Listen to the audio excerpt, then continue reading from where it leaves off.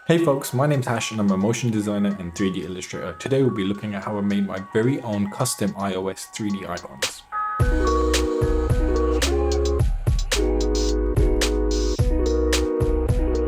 Okay, sweet. So we'll get straight into this. I've got this template file here, which I'll try and provide to you also.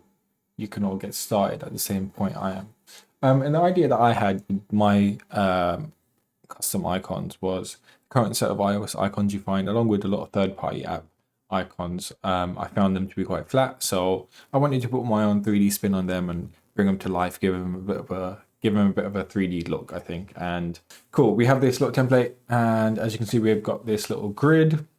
Grid is often what developers and UI designers use when it comes to making their own icons and designing them in Photoshop or Sketch, whatever it may be. So we've got this set up. First thing we want to do is create the little background. So we're going to create a little solid and extrude it. So from there we can start recreating whichever app icon we're doing. And I think the one that we're going to go with for now is just the basic iOS App Store icon. So if we quickly go to Google, we can have a look. So iOS App Store icon. Cool. So we want a reference, right? So I'll just pull this up. So it's pretty simple. 3 solids or 3 tubes, just angled. And put together. So let's try and recreate this. So we're going to head up to our splines. We're going to head and grab a rectangle. Everything in terms of the coordinates are set to 0, so we're all good here. And we're going to change the width first thing. We want it to be the same width of the template. Or the edges of this little template we have. So currently I think that's 752. So let's just copy and paste that onto the height. Perfect. And we want to follow this curved edge here, right? And currently our rectangle is going to the edge here with this 90 degree. So we want to come here to rounding and let's change that radius. And I think 164 seems about right. And then let's head over to extrude and grab an extrude, drop that rectangle in, and easy as that. We've got a little background. We can check the width of it. I think that'll do for now. It's currently at 100. Let's head over to the caps and give it some rounding. The edge is a bit too harsh there. So I think 15 will do, and we'll give it some segments to make it smooth. Let's give it 9 segments for now. Amazing.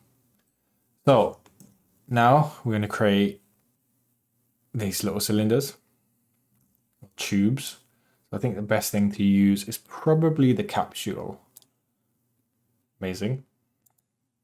And let's go back into our top view. Let's just move that in front of the extrude object so we're not colliding with it. Sweet. And then we are going to change the radius. So let's change the radius down to, let's have a look at what we're dealing with here. I would say that seems about right. So 28%. Let's put the height up to about 400 centimeters. Amazing. Cool, so we want to move this over, and now we want to find out what angle do we want to slant this at, right? So we want to head over to that capsule, we want to head over to its coordinates and change the rotation. I always get this wrong. So it's the axis. Yeah, there we go. Okay, so I think 32 degrees. No, I think it's a little bit sharper. No, that doesn't seem right. So we're just trying to get this to be on the same slant as we have here. I think 29 seems about right. 2930. Okay, cool. So we want to move this over to the center. So we're going to go over here to the coordinate system, and we want to click on it. So we get the world object coordinate and move it over. And then we always click back onto it, so the coordinates snap back onto the actual capsule. And so let's copy and paste this capsule. So you can hold down control and drag up, and we got another one. This one, let's change that 30% to -30. Amazing. Go back up, change the coordinate, and I think, let's have a look. We want to imitate this little cross point here. I think that seems about right. And then I'm going to grab them both and center them. We can center them both. If you've highlighted them together, we can center them both over here. Amazing. And then we need our last capture. So again, copy and paste. But this time we changed the rotation to 90 degrees. We change its position to 0. And we just pull it all the way down. It's a little bit higher. Cool, I think we're kind of there. Maybe a little bit higher up. Amazing. And so we're using Redshift over here. So let's just see how this looks when I turn on my render view.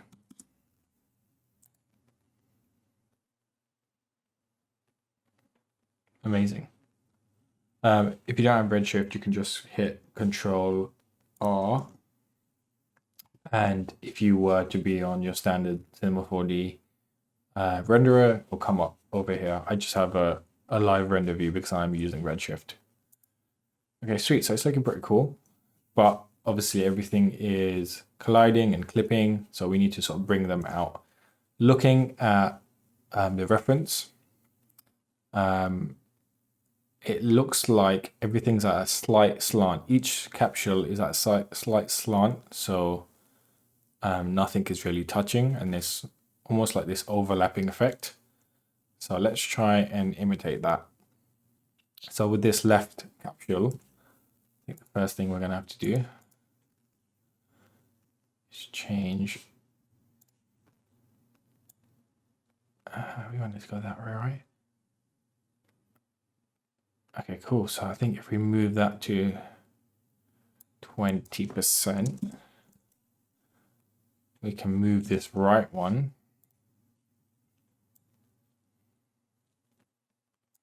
to -20%. I could do the same to that bottom capsule. We just need to change it so it's 20%. Amazing. So if you look down here, nothing's clipping.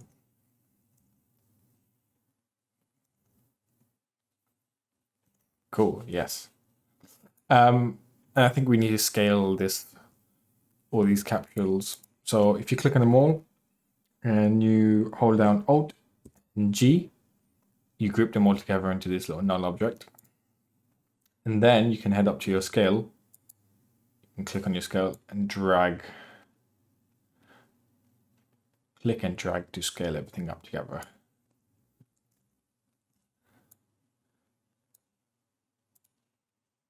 Amazing. Okay, now once we're on these capsules, we're gonna highlight them all, go over to our object, and right now the caps there's not enough, so they're quite rigid. So let's put those cap segments up. Let's put them up to 32. Amazing. And then I think we just need to move it all in the Z-axis. This group object, I think we just need to move it forwards. If we go back into our top view, just move it so it's not clashing with that extrude. Amazing. Cool, I think we're there. So let's just quickly light this and add some materials to it. So I'm gonna, as I said, I'm using Redshift. So we're gonna head down to Create, Redshift, Material. And once we've got a material, let's rename it. Let's rename it BG. This is our background layer. We're just gonna drag it and drop it onto that extrude object over here. And if you double click on it, I say we grab this blue color. So we'll click on the actual material itself, head over to the diffuse, head over and grab the color picker and color pick that object. And then I'm going to do the same thing to color those capsules. So let's rename that material white.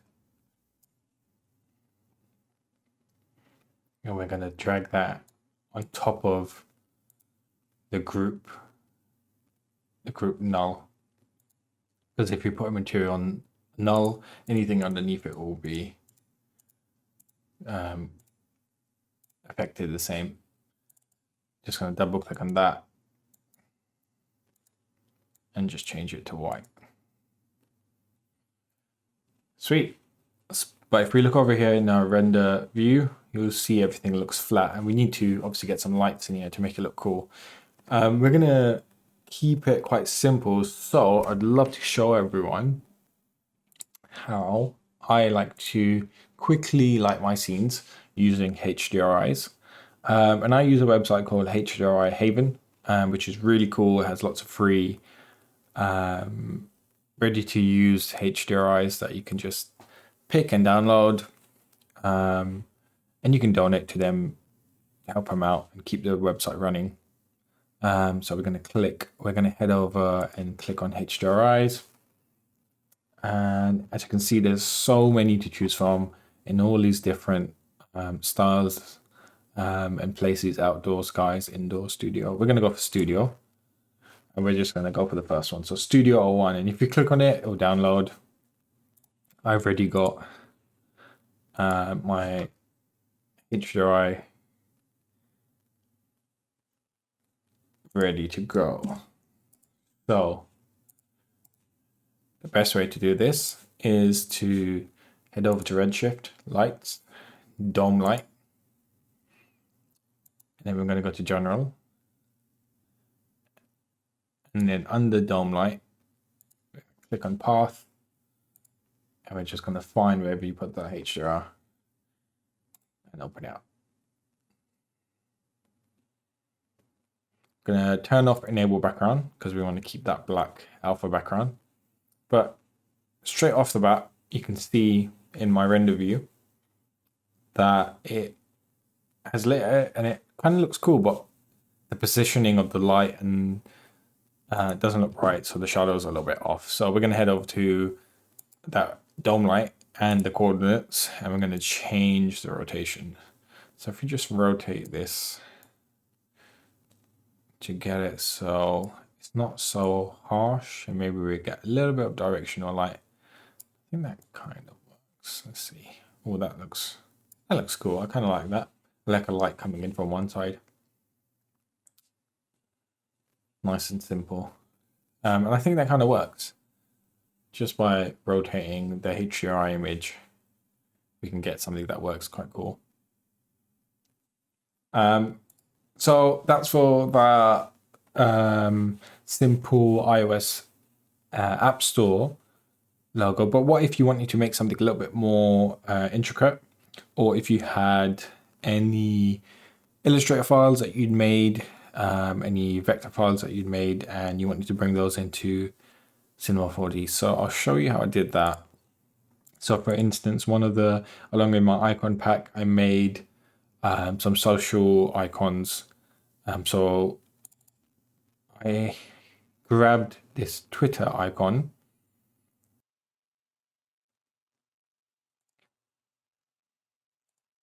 Cool, and I found this online. I just Googled Twitter icon, logo icon, vector, and I managed to grab this. And once you bring your vector file, your vector icon into Illustrator, the best way to get it ready for Cinema 4D is over to File, Save As. And then when it says Save As Type, actually no, we're going to hit Save. It's going to bring up the Illustrator options. And we're going to go for, currently it's always set on Illustrator 2020. We're going to go over and click on Illustrator 8. Okay. Okay. So now we head over here. What we can do is drag that Twitter converted icon that I just saved, the Illustrator 8 version, drag that straight into Cinema 4D. Press OK, and we have our spline. And that's cool because it means we can grab with this spline, we can copy it. So we can control copy, head over back to our previous template that we had. I'm just going to turn off those cylinders, those capsules for now. And we're just going to paste. I'm going to paste the Twitter icon. You might not be able to see it, but it is there. I'm just going to move it forward. And it came in pretty small. All you need to do is head over to your scale and drag and scale it up to the correct size. And then all I did was grabbed an extrude, chopped it in, brought this whole thing forward, and then added some caps just to smooth it off. And we can add that white material onto that extrude as well. And then we got a little 3D version of the iOS of the Twitter icon as well, which is pretty cool. Just scale that up. That's how I made my pack. I either made each icon using the basic shapes found in Cinema 4D, or if it was something a bit more intricate like the Twitter icon, I found the iOS assets, the vector assets, and basically brought them in as Illustrator files and extruded them. Sometimes I had to sort of recreate stuff on my own, but it's pretty straightforward, and it was really fun recreating all the icons and creating my own little pack.